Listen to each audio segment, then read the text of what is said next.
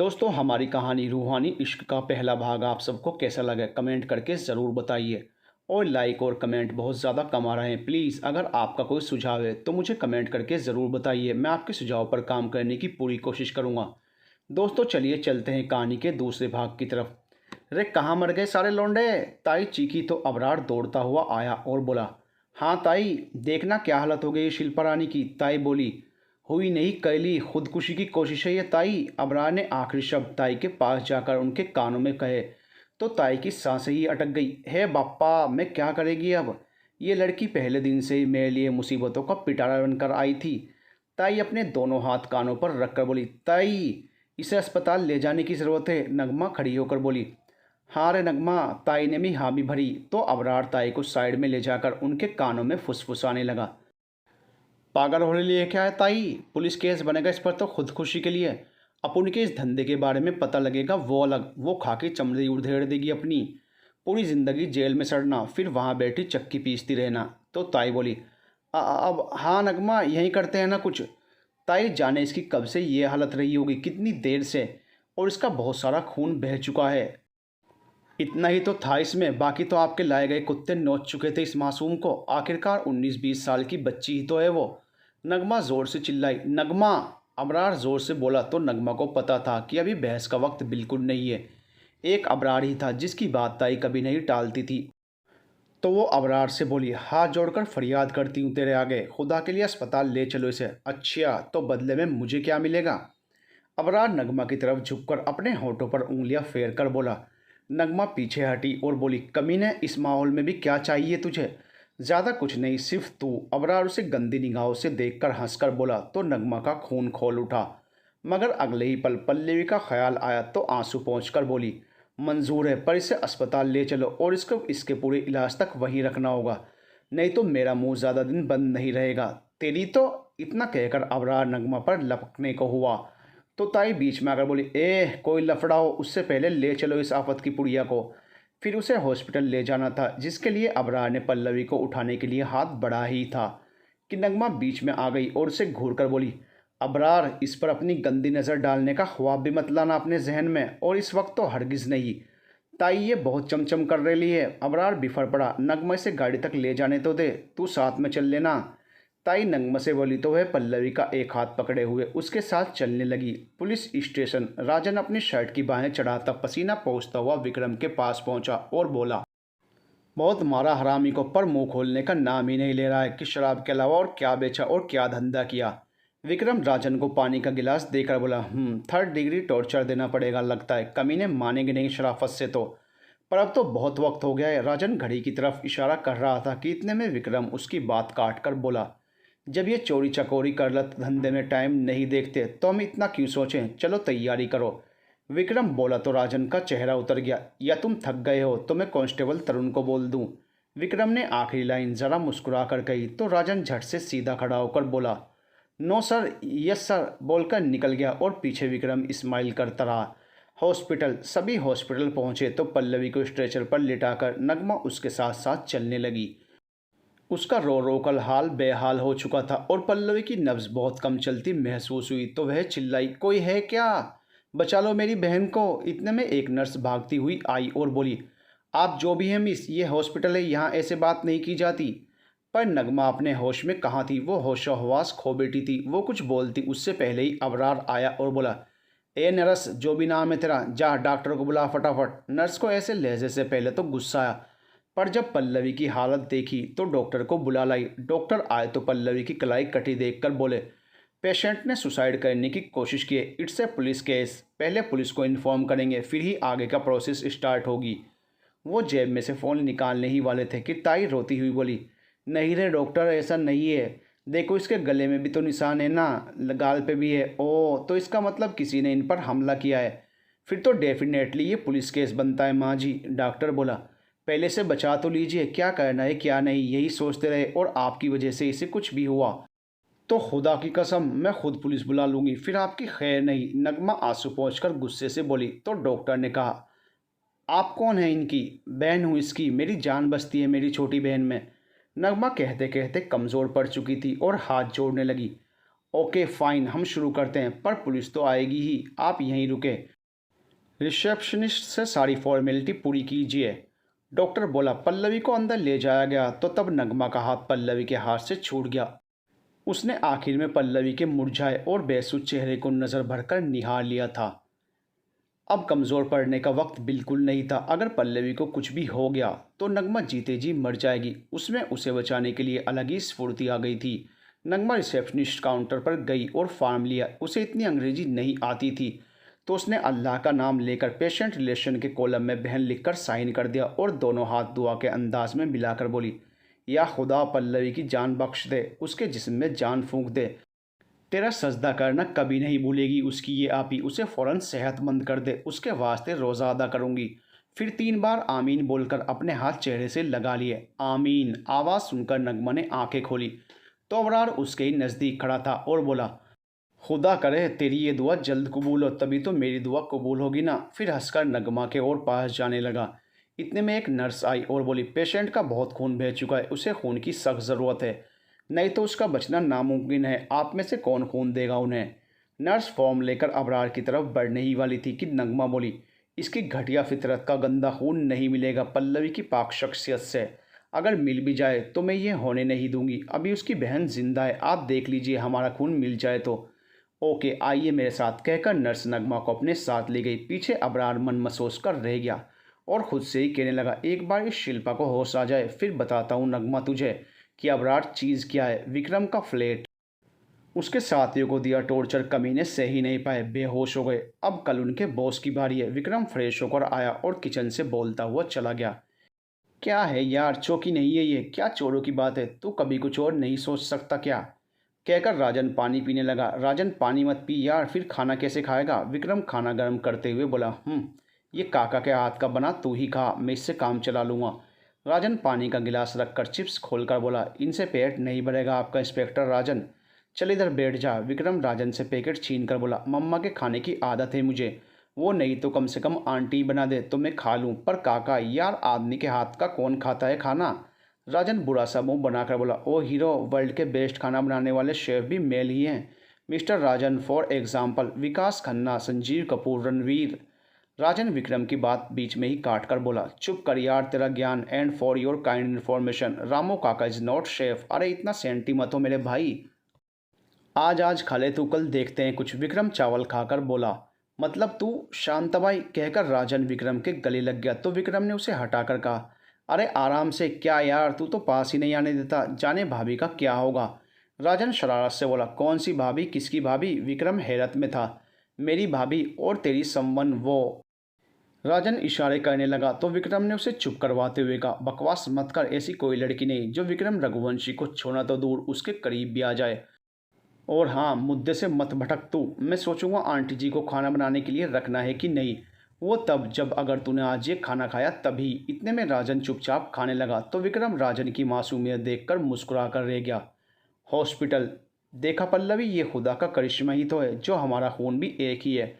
नगमा ने पल्लवी के लिए अपना खून डोनेट किया था। जैसे ही उसे नर्स ने बताया कि उन दोनों का ब्लड ग्रुप मैच हो गया, वो खुद से ही कहने लगी, आप रेस्ट करें, हम पेशेंट को ब्लड चढ़ाने की प्रोसेस स्टार्ट करते हैं। नर्स चली गई। थोड़ी देर बाद जब वापस आई तब नगमा उससे पल्लवी की कंडीशन के बारे में पूछने लगी।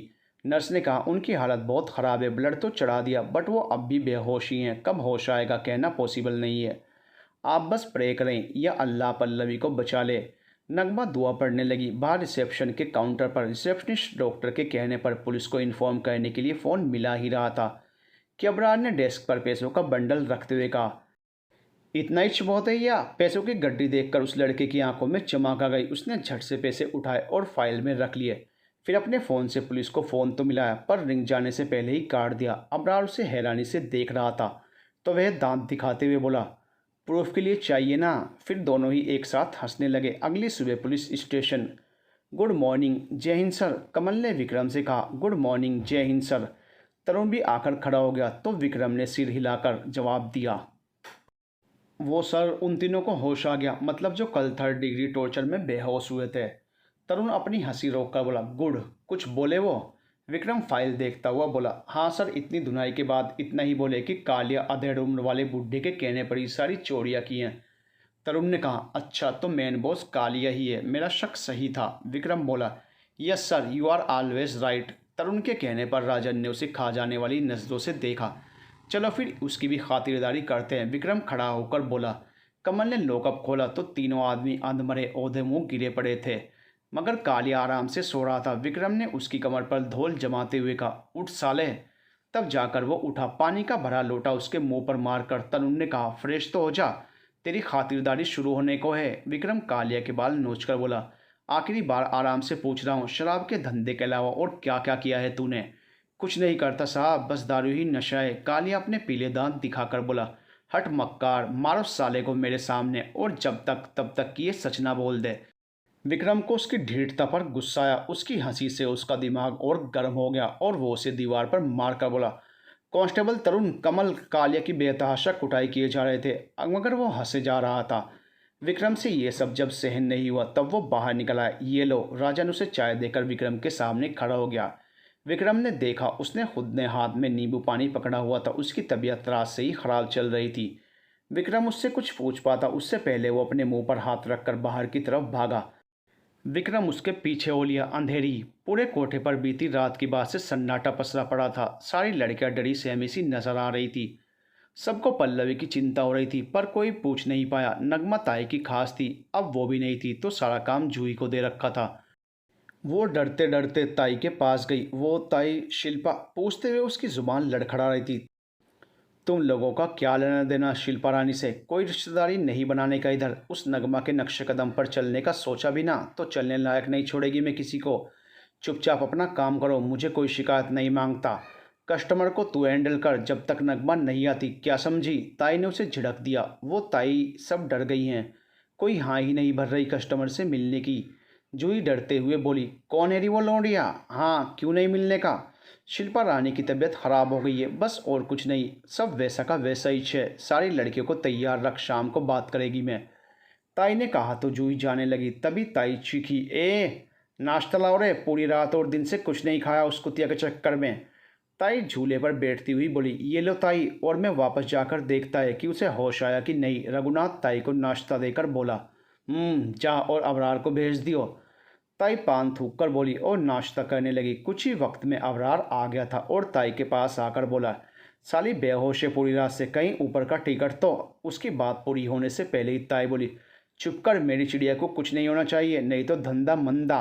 मेरी बात सुन। अबरार ताई के पैरों के पास बैठकर बोला, वैसे ही शिल्पा रानी ने बवाल मचा रखा है, तो उस आइटम के ठीक होते ही उसे किसी और को मस्त दाम में बेच। तड़ाक। अबरार के शब्द उसके मुंह में ही रह गए। ताई उसकी धड़ दबोच कर बोली, साले तू हरामी तो है, पर इतना? वो वहाँ मरने को पड़ी है, पता ही नहीं तो वापस कोठी को आएगी भी या नहीं। और तू उसे ताई ताई।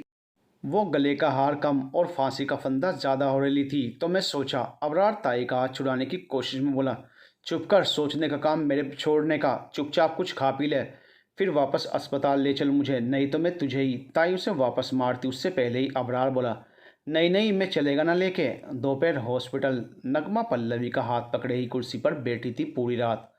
वो बस दुआ कर रही थी कि पल्लवी को होश आ जाए, और उसकी दुआ रंग भी लाई। पल्लवी की उंगलियों में हलचल महसूस हुई तो नगमा की खुशी का ठिकाना ही नहीं रहा।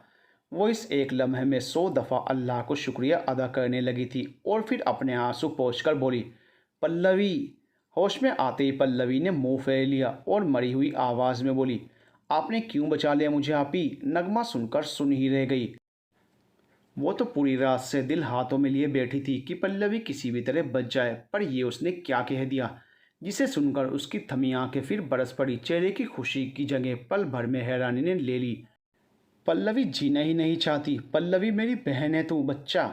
मेरे होते हुए तुझे अपने करीब खुद खुदा भी नहीं बुला सकेगा, समझी तू? नगमा पल्लवी के गले लगकर बोली तो उसके दर्द की तड़प महसूस कर पल्लवी की आंखें भी गीली हो गई। क्यों किया रे ऐसा? अपनी आप ही का ज़रा से भी ख्याल नहीं आया तेरे जहन में? हाँ बता। नगमा पल्लवी के सिर पर हल्की चपत मार कर बोली, हर रोज़ की मौत से एक रोज़ की मुकम्मल मौत कबूल है मुझे आप ही। पल्लवी हंसकर बोली तो नगमा ने उसका मुंह बंद करके उसे गले लगा लिया। इतने में ताई और अबरार आ गए। पल्लवी की सूजी आंखें, गाल पर जख्म, गले पर निशान और कलाई पर पट्टियां बंधी देखकर एक बार के लिए ताई पिघली, पर अबरार बरस पड़ा, ये क्या किया रे? सारा का सारा हुस्न ख़राब कर डाला ना, अब कोई फूटी कोड़ी भी नहीं देगा तेरी। अबरार की जहरीली बातों से नगमा का खून खोल उठा, पर पल्लवी शांत रही, क्योंकि यही तो वो चाहती थी। देख ले, तेरी शहजादी नंबर 1 बनाया था ना तूने, पता नहीं अब कोठे पे कौन से नंबर पर आ गई। अबरार चीख पड़ा तो ताई उसके कान मरोड़कर बोली, कुत्ते जुबान संभाल के, अस्पताल है ये, डंका मत पीट इधर कोठे का। इतने में नर्स आई, आप यहाँ सबसे ज़्यादा बोलते हैं, बाहर जाइए, इनको आराम की ज़रूरत है। अबरार कुछ और बोलता उससे पहले ताई उसे लेकर बाहर चली गई। नर्स पल्लवी की रिपोर्ट लेने आई थी। तभी नगमा बोली, आप मरीज़ को कितने दिन यहाँ रखते हैं? क्रिटिकल कंडीशन होने पर 1 वीक और नहीं तो 2-3 दिन। पर अब इनको ब्लड चढ़ा दिया गया है, ये जल्दी रिकवर हो जाएंगी, फिर आप घर पर दवाई देकर भी इनका ख्याल रख पाएंगी।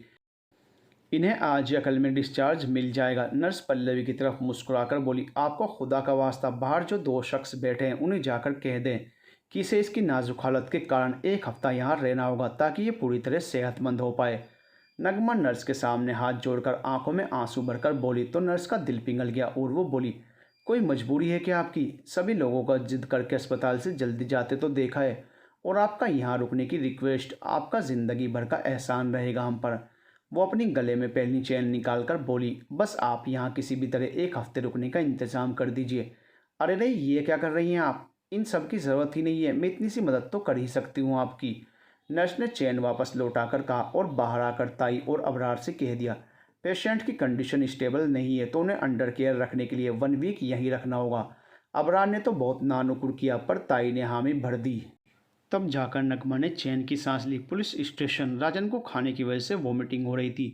विक्रम के बार बार कहने पर भी वो हॉस्पिटल नहीं गया, बस इतना कहकर बात को टाल दिया कि तू बस रामू काका के हाथ का बना खाना मत खिला। विक्रम सिर पकड़कर बैठ गया, उसे उसकी मासूमियत पर हंसी आ रही थी।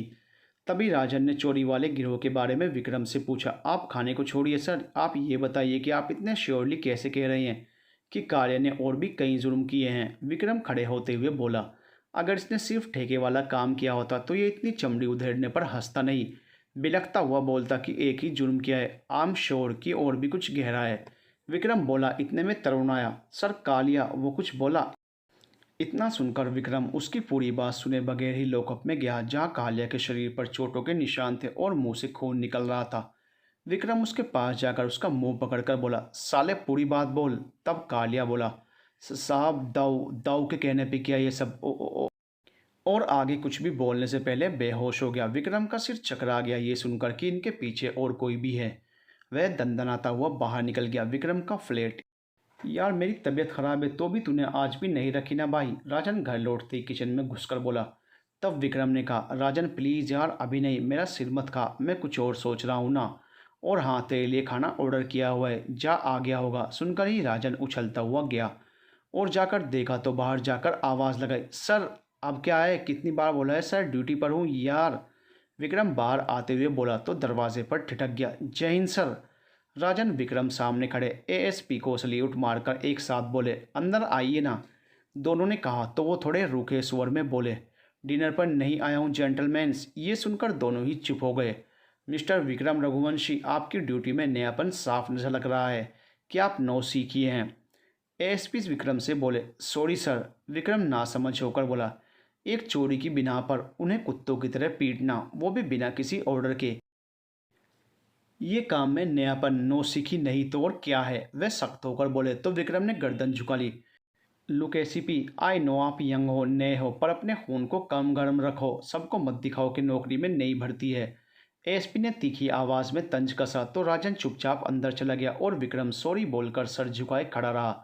अपना काम ध्यान से करें, बाकी बात कल करते हैं, कहकर एएसपी जाने लगे तो विक्रम यस सर कहकर खड़ा रहा। वे ज्यों ही गए तब वापस डोरबेल बजी। विक्रम ने जाकर देखा तो बाहर डिलीवरी बॉय था।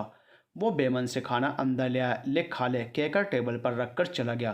तू भी तो आ, राजन ने पीछे से आवाज़ लगाई तो विक्रम जाते जाते बोला, पेट भर गया मेरा सर की डांट से। क्या अजीब पेट है इसका, किसी भी बात से भर जाता है।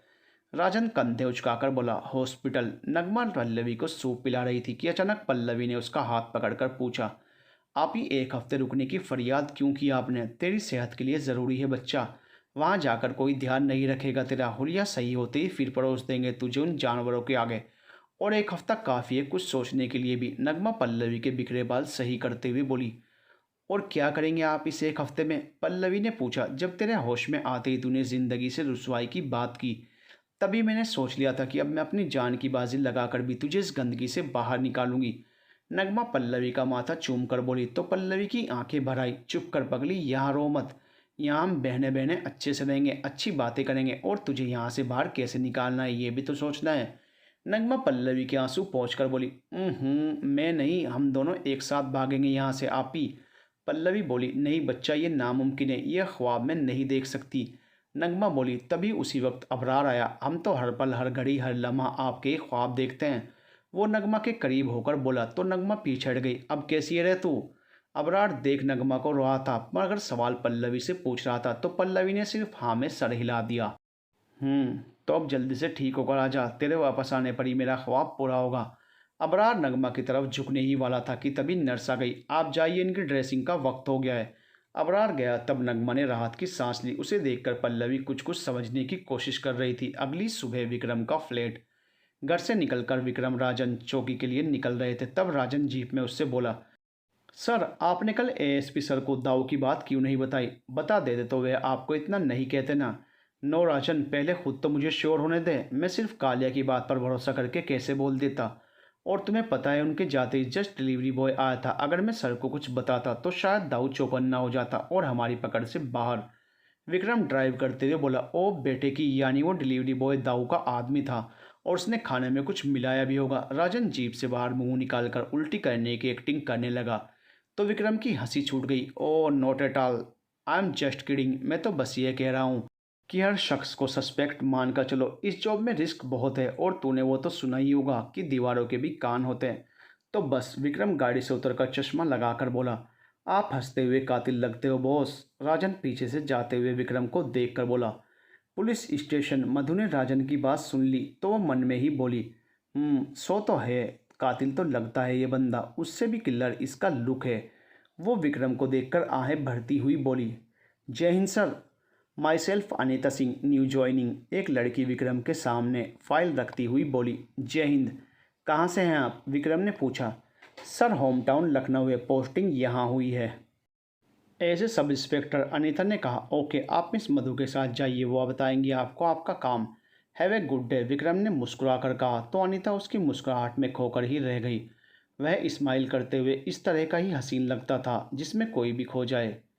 कितने क्यूट हैं यार एसीपी सर, अनीता उसके केबिन से बाहर आते हुए बोली। तो मधु ने सुन लिया। वो झट से बोली। He is mine. अनीता असमंजस में बोली। क्या विक्रम सर मैरिड हैं? पर मैं तो। मधु बीच में ही बोली। तुम्हें अपने काम से ही मतलब होना चाहिए मिस। मिस अनीता सिंह, आप प्यार से मुझे अनु बुला सकती हैं। अनीता ने मुस्कुराकर जवाब दिया। प्यार वो तो सिर्फ एक से ही है।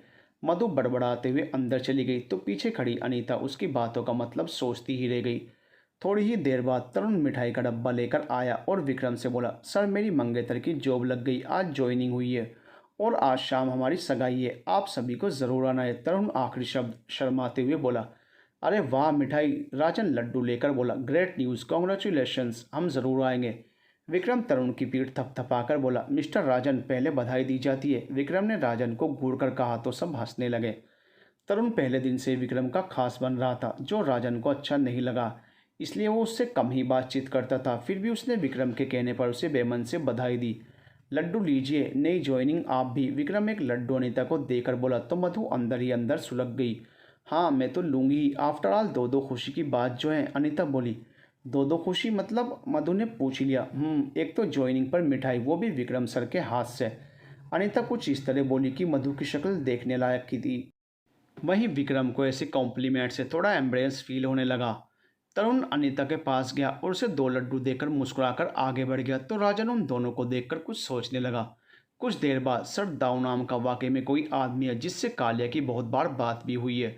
उसकी कॉल डिटेल निकलवाने के लिए कमल को बोल दिया है, अगले 24 घंटे में उसकी फाइल आपके डेस्क पर होगी। तरुण एक साथ ही सब बोल गया। अरे दैट्स ग्रेट, पर आपकी सगाई है ना आज शाम, आप चाहें तो हाफ डे लेकर जा सकते हैं, बाकी काम कांस्टेबल राजन देख लेंगे। विक्रम बोला। ऐसे कैसे जल्दी चला जाए, इसे तो महान बनना है ना, राजन फुसफुसा। नो सर, वर्क फर्स्ट, तरुण मुस्कुराकर बोला। तो विक्रम भी स्माइल किए बगैर नहीं रह सका।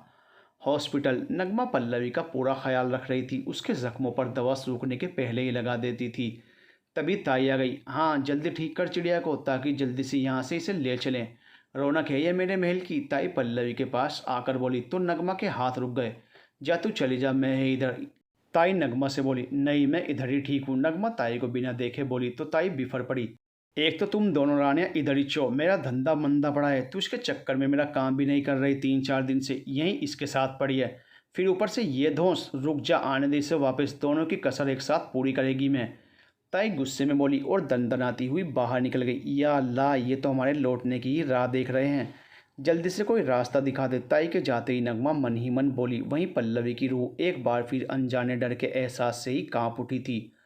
होटल कुबेर, शाम का वक्त। विक्रम और राजन दोनों ही कैब से उतरकर आए तो राजन बोला, आपको कभी किसी के फंक्शन में शामिल होते आज तक नहीं देखा मैंने। ये तरुण कुछ ज़्यादा ही खास नहीं हो गया क्या आपका लिए? ज़्यादा तो नहीं हूँ किसी फंक्शन में, पर तरुण की बात अलग है। विक्रम मज़े लेकर बोला तो राजन का मुंह उतर गया। फिर विक्रम जल्दी से बोला, नहीं यार, मेरा अजीज़ तो राजन ही है। वो उसके गाल छूकर बोला, छोड़ यार, बच्चा नहीं हूँ मैं। और हाँ, ये आपका तरुण है ना, ये तो अनु के साथ फ्लर्ट कर रहा था सुबह लड्डू देने के बहाने। राजन बोला, अनु?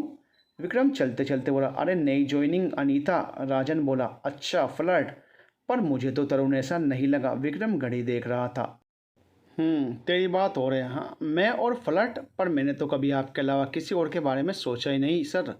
राजन मासूमियत से बोला तो विक्रम को हंसी आने लगी। सामने तरुण गोल्डन कुर्ता पाजामा पहने आ गई तैयार होकर खड़ा था और सबका वेलकम कर रहा था। राजन सफ़ेद शर्ट पहनकर आया था तो Vikram black shirt blue jeans.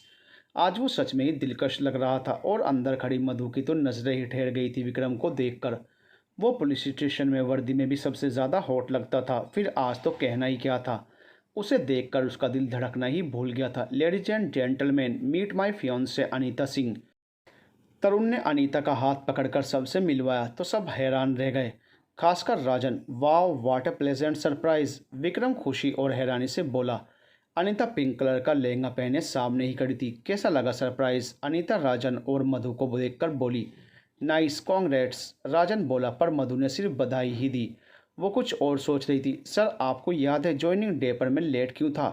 तरुण विक्रम को कोल्ड ड्रिंक्स देकर बोला। विक्रम सोचने लगा, फिर एक सिप लेकर पूछा, नहीं तुम बताओ। इन्हीं मोहतरमा को देखने के लिए गया हुआ था। फिर इन्हीं की इच्छा थी कि छोटी सगाई मतलब शगुन की रस्म हो जाए, तो मैं वहीं रुका। फिर आने में देर हो गई। तरुण अनीता को देखकर बोला, सच में अपने काम से इतना प्यार करने वाले पहले बंदे को ही देखा है मैंने। Proud of you Tarun and God bless both of you. Vikram मुस्कुराकर बोला, यस सर, इज़ राइट। आप दोनों ही बहुत प्रोफेशनल हो अपने काम को लेकर, तभी तो सुबह हम समझ ही नहीं पाए कि आप दोनों की ही सगाई हुई है। भारती बोली तो कमल ने भी हामी भरी। आपको नहीं समझ आया होगा, पर तरुण ने सुबह अनीता जी को 2 लड्डू दिए, तभी मुझे कुछ तो लगा ही था। राजन ने कहा तो सब हंसने लगे। वैसे इस बात पर सच में किसी ने ध्यान नहीं दिया था। सारे मेहमानों के आने के बाद रिंग सेरेमनी हुई। राजन को तो रामू काका के हाथ के बने खाने से छुटकारा मिल गया था। कुछ अच्छा और मनपसंद खाने को मिल गया था आज की रात। तो वह कमल के साथ खाना खाने चला गया और विक्रम के पेट का तो पता ही है कैसे भी भर जाता था। तो आज तरुण की खुशी देखकर ही भर गया था। वो वाकई आज बहुत वक्त के बाद खुश था। उसके फेस पर पहली बार इतनी स्माइल थी, हर कोई उसे ही देख रहा था। ब्लैक कलर की शर्ट पहने वो पूरी पार्टी में ही आकर्षण का केंद्र लग रहा था। उसके स्टाइल से बनाए गए बाल और शानदार सेट की हुई शेविंग उसे अलग ही लुक दे रही थी। उसकी बॉडी बिल्कुल परफेक्ट थी, जिसमें उसने शर्ट के ऊपर के 2 बटन खुले छोड़ रखे थे। इतना काफ़ी था हर किसी की नज़र उसकी तरफ उठने से लेकर उसी पर ठहरने के लिए। मधु तो उसे आंखों में भरे जा रही थी। वो ड्रिंक लेकर उसके करीब गई तो विक्रम अनकंफर्टेबल होने लगा और बोला, मिस मधु, मैं ड्रिंक नहीं करता। अच्छा, तो फिर इतना नशा आता कहाँ से है? वो उसका कॉलर ठीक करते हुए बोली। विक्रम ने उसे एक्सक्यूज़ मी कहकर खुद से दूर किया और वहाँ से जाने लगा। तभी मधु ने उसका हाथ पकड़ लिया। Vikram, today you looking so hot. वो उसके सीने पर हाथ रखने ही वाली थी कि विक्रम ने उसका हाथ झटक दिया और 2-3 स्टेप पीछे हटकर बोला, बिहेव योर सेल्फ मिस मधु। क्यों मेरा छूना अच्छा नहीं लगता तुम्हें, या फिर किसी और को? मधु उस पर झुकने लगी। शट अप, मुझसे दूर रहा करो, बहुत दूर। और मुझे छूने ना छूने का हक किसे है, किसे नहीं, ये तुम्हें बताना मुझे इम्पोर्टेंट नहीं लगता। दूसरी बात, ये हक किसी को नहीं, इनफैक्ट तुम्हें तो बिल्कुल भी नहीं। वो जाने लगा। सामने एएसपी सर भी आ गए थे। वो कुछ दूर जाकर फिर मुड़कर बोला, एंड वन मोर थिंग, मुझे मेरे नाम से बुलाने का हक भी तुम्हें नहीं। सो विक्रम नहीं, call me ACP sir, got it?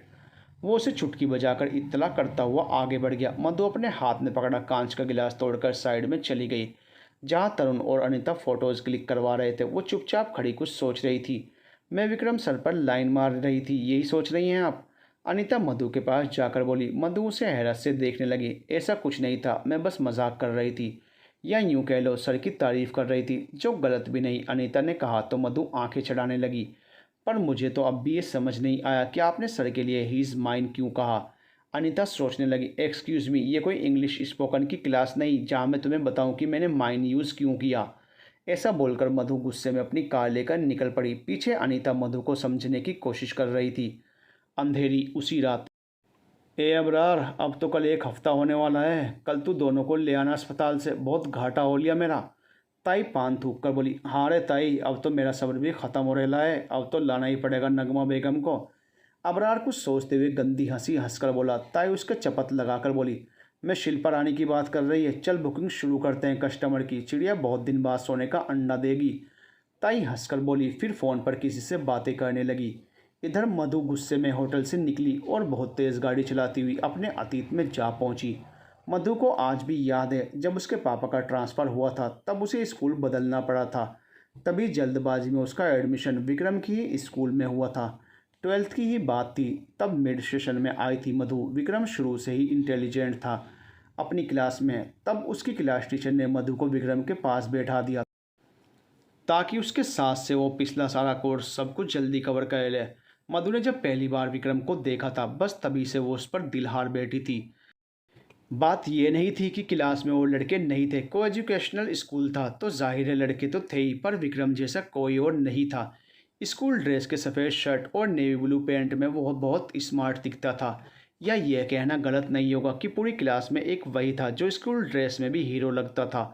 तो मधु का ईमान डोलना आम था। ये पहली नज़र का अट्रैक्शन था या कुछ और?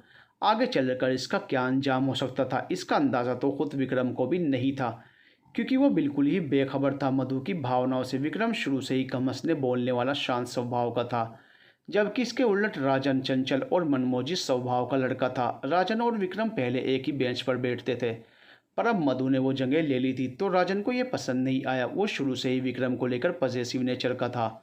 मधु का झुकाव पहले दिन से ही विक्रम की तरफ था, जो राजन को साफ नज़र आ रहा था। पर विक्रम ने ज़्यादा ध्यान नहीं दिया। मधु दिन के अधिकतर वक्त में विक्रम को ही देखती रहती थी और उसे कुछ भी पूछने के लिए, उसे छूने या उसके करीब जाने के बहाने तलाशती रहती। उसकी इन हरकतों पर विक्रम ने एक बार उससे कहा भी था कि अपनी स्टडी पर ध्यान दें, नहीं तो सीट बदल लें। पर मधु तो मधु थी, वो तो विक्रम के इस रफ टफ लुक पर मरमिटी थी। मधु भी देखने में बहुत स्टाइलिश और अट्रैक्टिव थी। बाहर से पढ़ने आई थी तो उसका ड्रेसिंग सेंस भी काफ़ी अलग था। पूरी क्लास में सबसे छोटी स्कर्ट वही पहनती थी। इसकी वजह भी थी कि किसी तरह तो विक्रम की नज़र उसे उसके नज़दीक ले जाए। उसके अरमानों की चिंगारी को हवा तब मिली थी जब एक रोज़ क्लास के एक लड़के ने मधु के छोटे स्कर्ट को लेकर कुछ गलत लफ्ज़ कहा था और कुछ गलत हरकत करने की कोशिश भी की थी। तब विक्रम ने भरी क्लास में उसे एक चांटा जड़ दिया था। ये देखकर तो मधु सातवें आसमान में उड़ने लगी थी। एक लड़की के लिए जब कोई लड़का किसी से लड़ जाए तब उसकी उसके दिल में एक अलग ही जगह बन जाती है। फिर ये तो उसका पहली नज़र का प्यार था। यूँ ही 12th ख़त्म होने को थी। फेयरवेल पर मधु ब्लैक एंड मैरून रंग की साड़ी पहन कर आई थी। उसे आज किसी भी तरह विक्रम तक अपने दिल की बात पहुंचानी ही थी। इत्तेफाक से विक्रम भी उस दिन राजन की ज़िद की वजह से ब्लैक कलर का फॉर्मल सूट पहनकर आया था, जिससे उनकी जोड़ी मिस एंड मिस्टर फेयरवेल बन गई थी। विक्रम को ये सब ज़रा भी पसंद नहीं आया तो वह स्टेज से बिना कुछ कहे ही राजन के साथ बाहर निकल गया।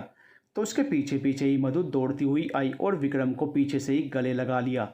ये देखकर राजन का अब तक का शक यकीन में तब्दील हो चुका था। विक्रम ने मधु को पकड़कर आगे खींचा और एक थप्पड़ लगा दिया और खोलती हुई नज़रों से उसके सामने उंगली उठाकर बोला, मैंने आज तक लड़कियों पर कभी हाथ उठाना तो बहुत दूर, कभी ऊंची आवाज़ में बात तक नहीं की है, मगर ये करने के लिए तुमने मजबूर किया है आज मुझे। वो जैसे ही वापस जाने को मुड़ा तो मधु चिल्लाई, I love you damn it. Rajan जैसे ही कुछ कहने को हुआ तो विक्रम ने उसे हाथ के इशारे से रोक दिया। वो पूरी बात सुनना चाहता था। मधु अपने गाल पर हाथ रखकर रोने लगी और बोली, जिस दिन से मैं यहाँ आई हूँ तब से तुम पर अपना दिल हार बैठी हूँ और तुम तो मुझे देखते ही नहीं। मैं तुम्हें क्या किसी भी लड़की को नहीं देखता। अब की बार विक्रम धीमी आवाज़ में बोला, पहली नज़र का प्यार हो तुम मेरा। मधु विक्रम का हाथ पकड़कर भर्राई आवाज़ में बोली, no it's not love Madhu, it's just a attraction, nothing else. And one more thing, don't forget we are teenagers, you should focus on your aim. इस एज में ये सब कॉमन है। विक्रम उसका हाथ छुड़ाकर बोला, मेरा एम तुम हो विक्रम, आई लव यू सो मच। वो ज़बरदस्ती उसके गले लगकर बोली।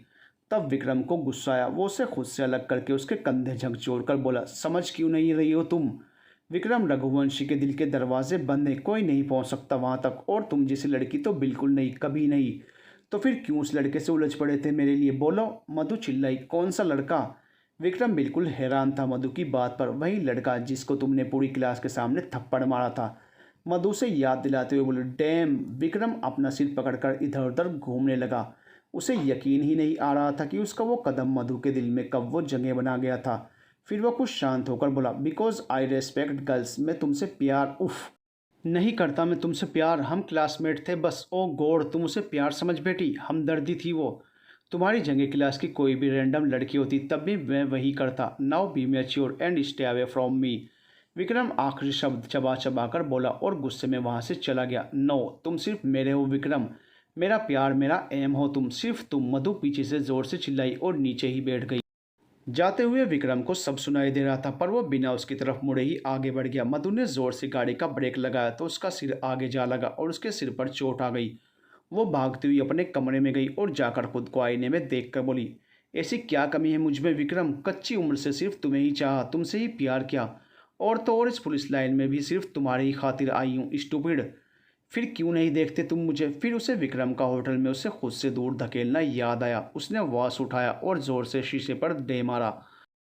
आईना फर्श पर बिखर गया था। उन टुकड़ों में खुद को देखकर वो जोर से चिल्लाई, आई लव यू, तुम सिर्फ मेरे हो विक्रम रघुवंशी, सिर्फ मेरे। सुना तुमने? हॉस्पिटल अगली सुबह।